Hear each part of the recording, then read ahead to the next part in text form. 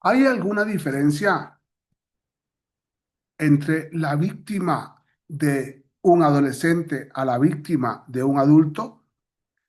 De principio, no. Es decir, es tan víctima de violación una víctima menor de edad como es víctima de violación una víctima mayor de edad. Y tanto es violación de un menor de edad como autor y tanto es violación de un adulto como autor. Sin embargo, hay que hablar de vulnerabilidades, aunque la víctima siempre es víctima. Y podemos tener una niña o un niño muy fuerte como víctima, que sabe soportar y superar resiliencia la problemática que ha enfrentado como víctima de robo, de violación, de homicidio de sus padres, etcétera.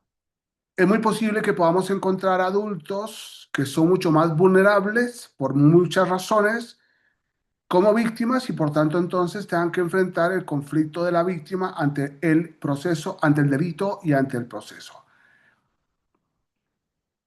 Es lógico que de la misma forma en que yo a ustedes les he planteado que los grupos etarios no me gustan porque de hecho he logrado una imagen de una serie de chicos de 14 años distintos, uno más gordo, uno más flaco, pero todos de 14 años, para poder expresar y explicar el tema de eh, de los grupos etarios.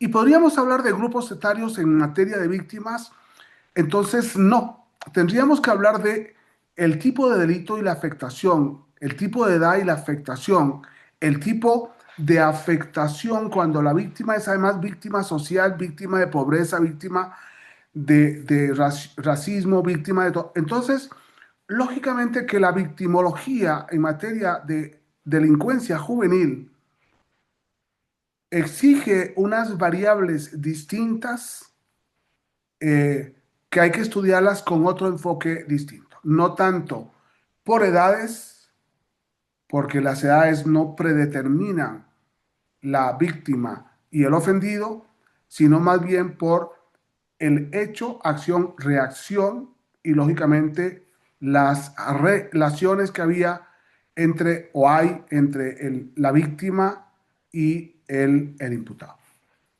Lógicamente aquí hay que hacer otra clasificación que es muy importante y es que es cuando la víctima es hijo del imputado o de la imputada. Víctima cuando es el hermano mayor de la víctima de el hermano menor del imputado o de la imputada, perdón. Cuando tenemos una víctima sometida a su padre, cuando tenemos una víctima sometida a su madre, cuando tenemos una víctima que tiene unas variables de vulnerabilidad, no solamente porque es víctima del delito, sino que es víctima familiar y víctima social. Son un montón de serie de problemáticas que van o que deben estudiarse a la hora de encontrarnos ante una víctima.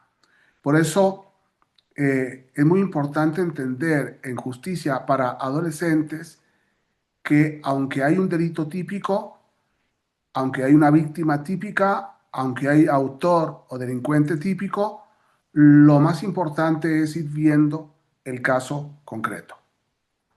No quedarnos con la clasificación, sino mirar el caso concreto y entonces desde el caso analizar al imputado adolescente, desde el caso analizar a la víctima adolescente y partiendo de ello poder hablar de una víctima distinta a todas las demás, así como podemos hablar de un imputado distinto a los demás.